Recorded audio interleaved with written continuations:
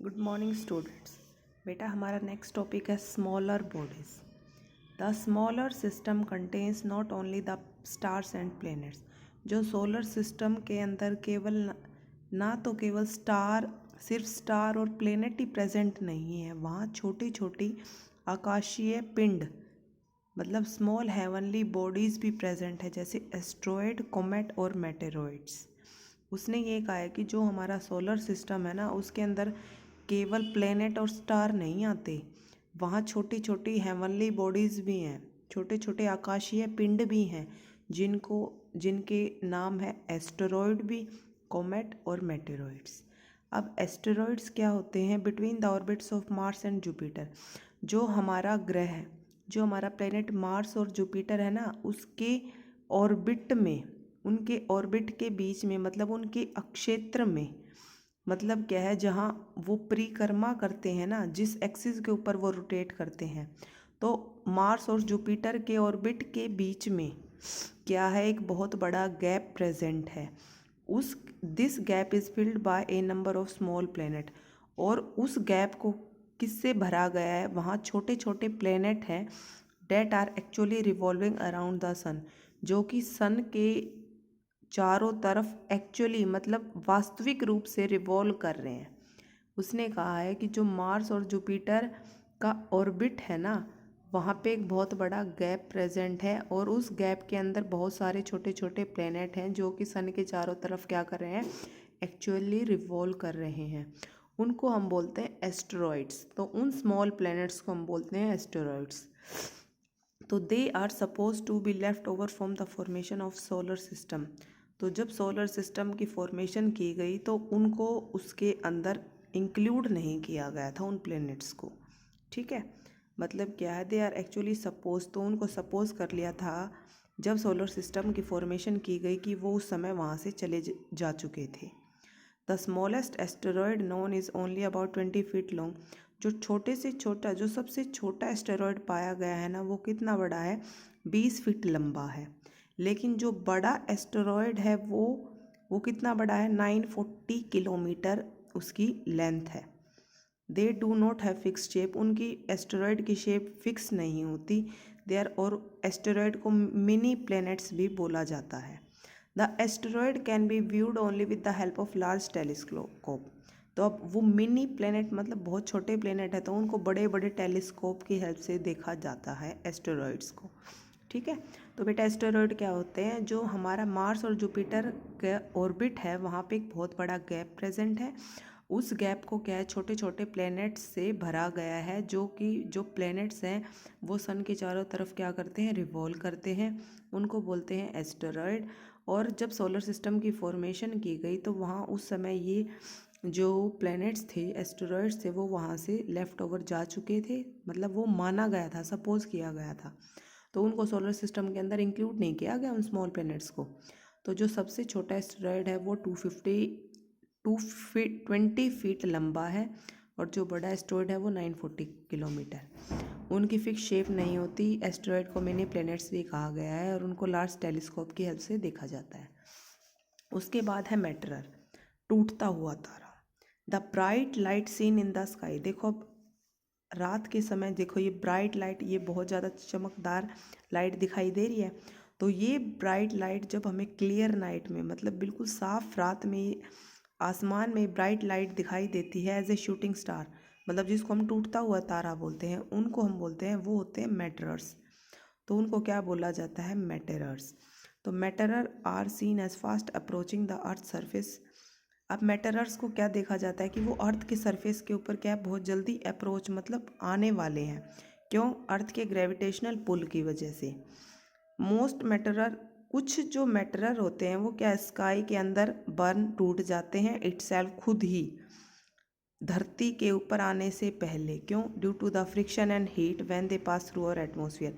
जब वो हमारे एटमॉस्फेयर से पास होते हैं ना, तो उसकी एटमॉस्फेयर की फ्रिक्शन और हीट की वजह से क्या हो जाते हैं, वो स्काई के अंदर ही बर्न, टूट जाते हैं, जैसे ये दिखाई दे रहे हैं।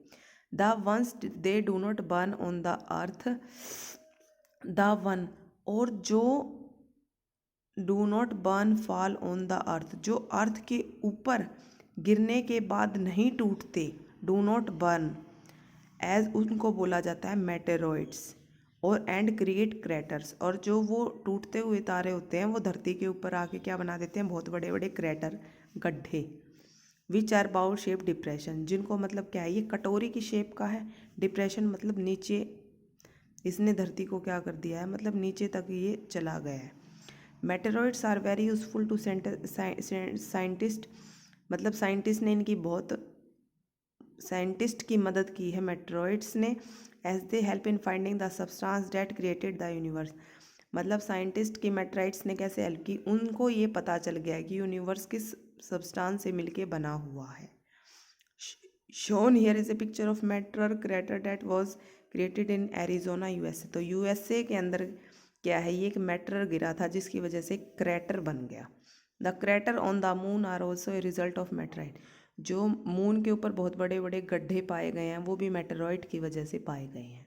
ठीक है, तो मेटेराइट क्या होता है, क्लियर नाइट के ऊपर आसमान के अंदर जो हमें ब्राइट लाइट दिखाई देती है ना, उनको हम शूटिंग स्टार, टूटता हुआ तारा बोलते हैं, उनको हम बोलते हैं मेटेरर्स। तो जो मैटर अर्थ क्या है, एकदम अर्थ के ऊपर पास आते हुए दिखाई देते हैं, क्यों, अर्थ के ग्रेविटेशनल पुल की वजह से। कुछ मैटर स्काई के अंदर ही बर्न हो जाते हैं, क्यों, क्योंकि हमारे एटमॉस्फेयर की फ्रिक्शन और हीट की वजह से क्या है, वो वहाँ पे अंतरिक्ष में, आसमान में ही क्या हो जाते हैं, बर्न हो जाते हैं। The one do not fall do not burn, जो नहीं टूटते, जो नहीं जलते अर्थ के ऊपर गिरने के बाद, तो वो अर्थ के ऊपर क्या बना देते हैं, बहुत बड़े बड़े क्रैटर्स। तो उनको हम, ऐसे स्टार्स को हम क्या बोलते हैं, मेटेरॉइड्स। ठीक है, तो इनकी हेल्प, मेटेराइट्स ने साइंटिस्ट की भी हेल्प की है, जिससे उनको पता चलता है कि हमारा जो यूनिवर्स है वो किस सब्सटेंस से मिलके बना हुआ है। ठीक है, फिर उसके बाद होते हैं कमेट। कमेट क्या होते हैं, a smaller heavenly body that revolve, earth के चारों तरफ रिवॉल्व करने वाली, यह भी एक छोटी सी, ये भी एक छोटा सा आकाशीय पिंड होता है। But compared in the size with planet के का जो साइज है, उसके साइज को लेकर कमेट का साइज क्या होता है, बहुत छोटा होता है। That take almost 1000 year to complete one orbit around the sun, जो सन के चारों तरफ अपना ऑर्बिट कंप्लीट करने में कम से कम 1000 साल लगाता है comet. A comet consist of a head which is a ball of bright, देखो इसका सिर तो दिखाई दे रहा है हेड, लेकिन ये चीज़ ख़त्म होती हुई दिखाई नहीं दे रही। देखो, a comet consist of a head which is a ball of bright gases, मतलब कमेट एक हेड से मिलके बना हुआ है, जो एक बॉल है, जो जिसके अंदर क्या है, बहुत सारी गैसेस हैं। And a tail which is also pointed away from the sun, जो सन के चारों तरफ क्या है, उसकी पूँछ दिखाई दे रही है, मतलब उसकी tell.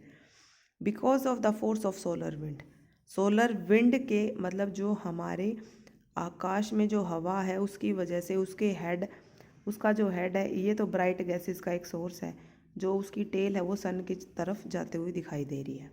The tail of comet only stars developing when it is approaching the सन,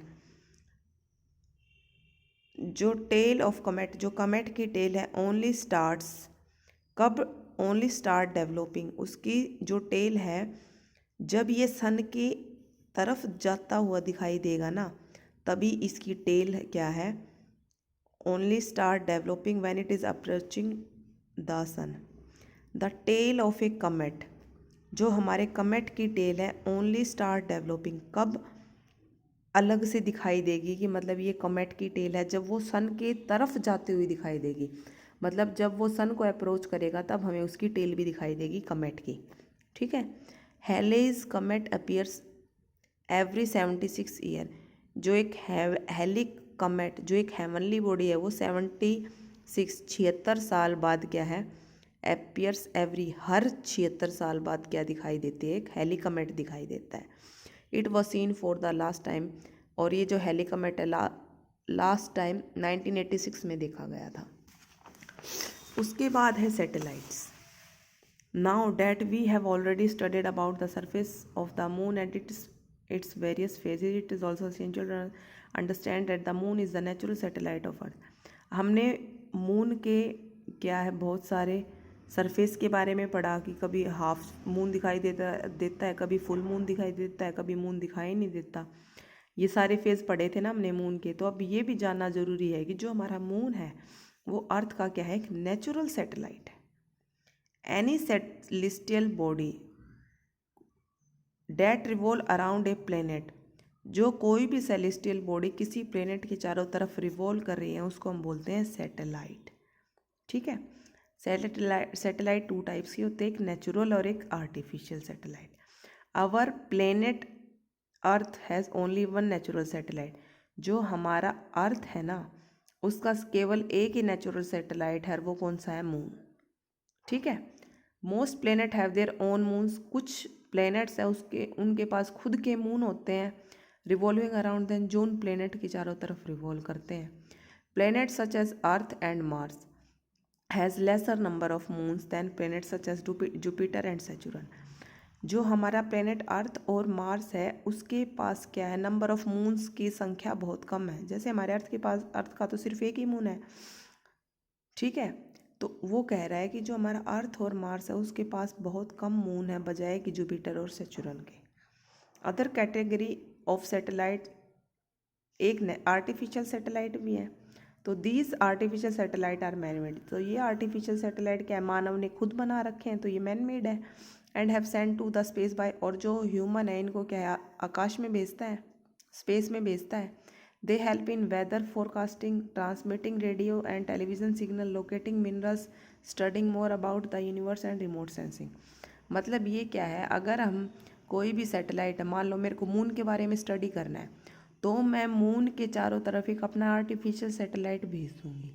वो आर्टिफिशियल सैटेलाइट उस प्लेनेट के चारों तरफ रिवॉल्व करके देखता रहेगा उस प्लेनेट के ऊपर लाइफ पॉसिबल है, वहाँ टेम्परेचर दिन में क्या रहता है, रात को क्या रहता है। ठीक है।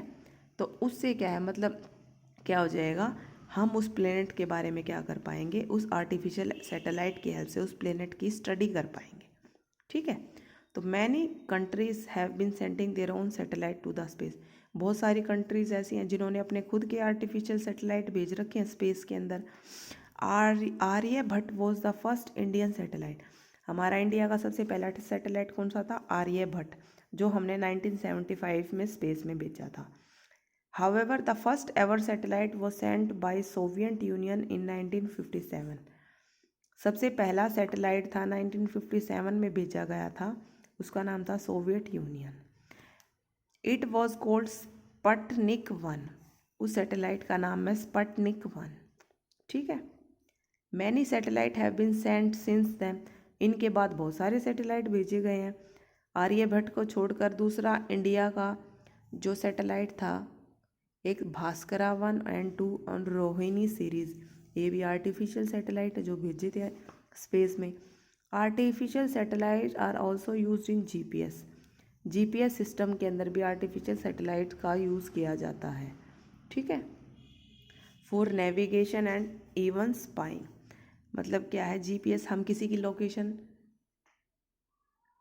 ट्रेस करते हैं ना, मतलब ये कहते हैं ना अगर कोई गुम हो गया तो जीपीएस ऑन करके देखो उसकी हम रिकॉर्ड, हम ये देख पता करते हैं कि वो प्रेजेंट का है। तो जीपीएस के अंदर भी क्या है, आर्टिफिशियल सैटेलाइट का कहाँ यूज़ किया जाता है, जीपीएस के अंदर भी आर्टिफिशियल सैटेलाइट का यूज़ किया जाता है। ठीक है बेटा, आपका चैप्टर कंप्लीट हो गया। Thank you.